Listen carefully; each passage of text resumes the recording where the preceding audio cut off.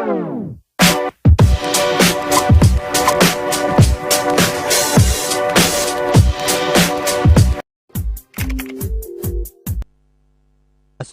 warahmatullahi wabarakatuh. Anak-anak semuanya dimanapun berada, alhamdulillah pada kesempatan yang baik ini kita bisa kembali lagi melaksanakan kegiatan pembelajaran secara online untuk mapel fikih kelas 9 MTS semester Kasal. Kali ini kita akan membahas bab yang kedua, yaitu jual beli, khiyar, qirad, dan riba. Ini adalah pertemuan yang ketiga dan kita akan membahas bab mengenai qirad, ya. Jadi kita kali ini akan khusus membahas mengenai qirad. Sebelumnya marilah kita berdoa terlebih dahulu, ya. Mohon kepada Allah Subhanahu wa taala semoga kita senantiasa dalam lindungan Allah, diberi kesehatan serta diberi ilmu yang bermanfaat. Amin amin ya Allah ya rabbal alamin. Baik anak-anak semuanya, kalian perhatikan dulu ya, ini peta konsep. Materi yang akan kita pelajari adalah qirad. Nanti kita akan bahas pengertian qirad, dasar hukum qirad, kemudian rukun dan syarat qirad, kemudian larangan bagi orang yang menjalankan qirad, kemudian bentuk-bentuk qirad, dan juga manfaat qirad. Ya. Oke, kalian amati lagi ini gambar berikut ini ya. Ini adalah kegiatan jual beli, ya. Mungkin kalian ada yang bertanya apa sebenarnya itu qirad. Nah, bagaimana ketentuan qirad dan lain sebagainya nanti kita akan bahas bersama. Oke ya. Baik, kalian perhatikan ini adalah qirad. Pengertian qirad. Dalam kitab Fathul Qarib Al-Mujib, Syekh Muhammad Ibnu Qasim Al-Khosi menyatakan bahwa qirad adalah penyerahan harta dari sahibul mal kepada pengelola dana sebagai modal usaha, di mana keuntungannya dibagi di antara keduanya. Dari definisi tersebut dapat disimpulkan bahwa qirad adalah pemberian modal dari seorang kepada orang lain untuk dijadikan modal usaha dengan harapan memperoleh keuntungan yang akan dibagi sesuai dengan perjanjian. Ya, ini adalah pengertian dari qirad. Bisa dipahami anak-anak? Ya, baik, kita lanjutkan.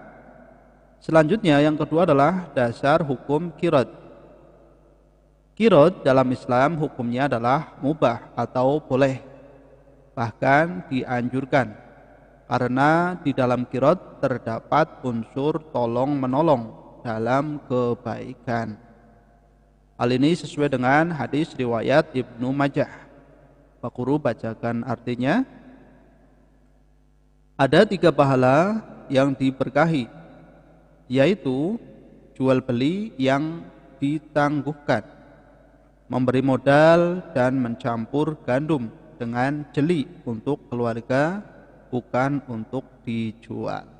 Ini adalah dasar hukum qirad. Jadi qirad ini hukumnya itu adalah mubah atau boleh. Baik anak-anak, kemudian yang ketiga adalah rukun dan syarat qirad. Apa saja? Yang pertama adalah pemilik modal atau sahibul mal dan pengelola modal atau amil. Syarat keduanya adalah sudah mumayyiz, berakal sehat, sukarela atau tidak terpaksa, dan juga amanah. Yang kedua ada modal usaha atau mal. Modal usaha bisa berupa uang, barang, ataupun aset lainnya. Modal usaha harus diketahui nilainya, kualitas dan kuantitasnya oleh kedua belah pihak, ya. Kemudian jenis usaha. Usaha yang dijalankan jelas dan disepakati bersama, ya. Jadi harus jelas dan disepakati bersama. Kemudian keuntungan atau pembagian keuntungan disepakati bersama saat mengadakan perjanjian.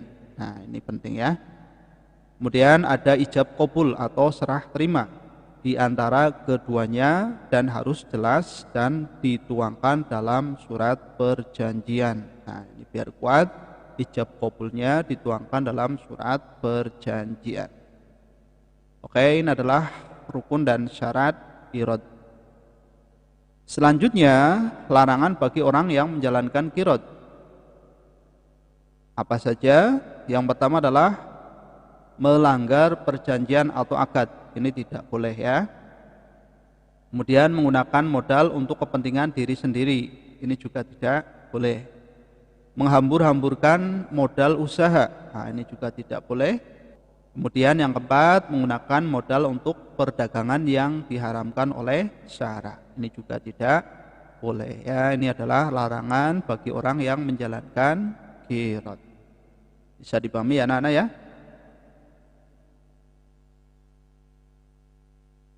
Baik, selanjutnya adalah bentuk-bentuk qirad. Apa saja? Qirad ini ada dua macam. Yang pertama adalah bentuk qirad sederhana.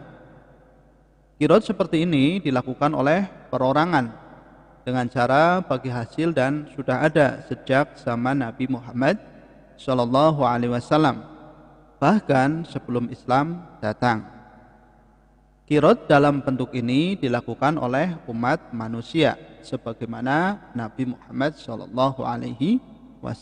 melakukan ketika berdagang bersama Siti Khadijah radhiyallahu anha. Ya, bisa dipahami ya anak-anak ya. Baik. Kemudian yang kedua adalah bentuk qirad modern. Saat ini banyak orang menabung di bank syariah, di mana prinsip-prinsip kerjanya berdasarkan syariat Islam, dengan cara bagi hasil sesuai dengan perjanjian. Seorang nasabah yang menyimpan uangnya di suatu bank syariah mengadakan akad dengan pihak bank dalam bentuk qirad. Pihak bank akan menjalankan uang itu untuk dikelola, sedangkan keuntungannya yang didapatkan diberikan kepada kedua belah pihak dengan cara bagi hasil. Ini adalah bentuk qirad modern. Ya, bisa dipahami anak-anak? Oke, ya kita lanjutkan. Kalian perhatikan. Nah, ini penting. Istilah qirad disebut juga dengan mudharabah. Kata mudharabah ini digunakan oleh orang Irak. Sedangkan orang Hijaz atau orang Arab di Mekah dan Madinah dan sekitarnya menyebutnya dengan istilah qirad. Dengan demikian, mudharabah dan qirad adalah dua istilah untuk maksud yang sama. Sedangkan dalam istilah bisnis perdagangan sering disebut juga dengan investasi. Jadi qirad ini disebut juga dengan mudharabah. Kalau istilah modern dalam dunia bisnis ini disebut dengan investasi. Bisa dipahami anak-anak? Kita lanjutkan.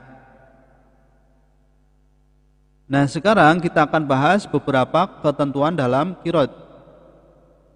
Yang pertama, agar pelaksanaan qirad dapat berjalan sukses, maka diperlukan kemauan dan kemampuan kedua belah pihak.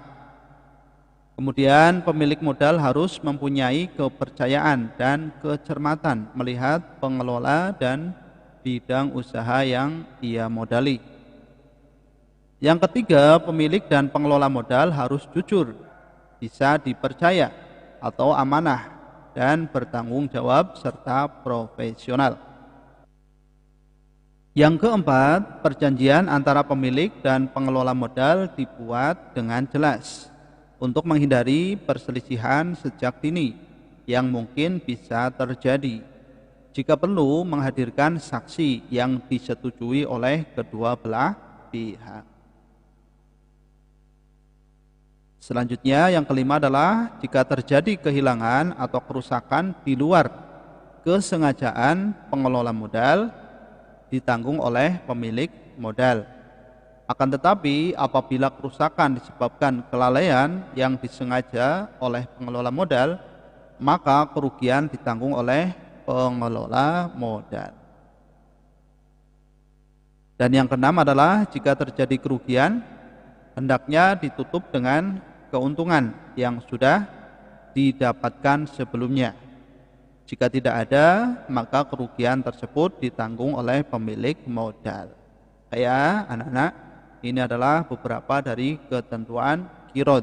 Harus benar-benar cermat ya dalam mengelola usaha dan bekerja sama ya dengan pihak yang benar-benar bisa dipercaya tentunya. Baik anak-anak semuanya, selanjutnya apa sih manfaat qirad itu? Manfaatnya yang pertama adalah membantu sesama dalam mencukupi kebutuhan hidupnya. Yang kedua, menggalang dan memperkuat ekonomi umat. Yang ketiga, mewujudkan persaudaraan dan persatuan antar pihak-pihak yang bersangkutan. Yang keempat, mengurangi jumlah pengangguran. Yang kelima, memberikan pertolongan kepada sesama manusia yang kekurangan. Dan yang keenam, mewujudkan masyarakat yang tertib sesuai dengan tuntunan syariat Islam tentunya. Oke ya, ini adalah manfaat dari qirad. Bisa dipahami?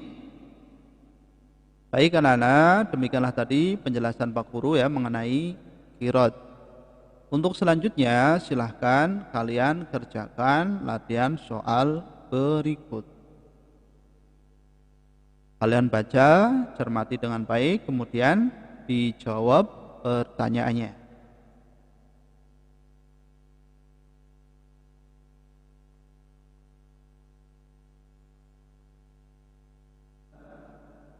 Oke, sudah Nana? Baik ya, mudah-mudahan dengan mengerjakan soal ini kalian menjadi lebih paham lagi. Demikian yang dapat Pak Guru sampaikan. Apabila ada penyampaian yang tidak berkenan atau kurang tepat, mohon untuk bisa dimaafkan. Tetap semangat dalam belajar. Insya Allah kita lanjut pada video pembelajaran selanjutnya. Terima kasih. Assalamualaikum warahmatullahi wabarakatuh.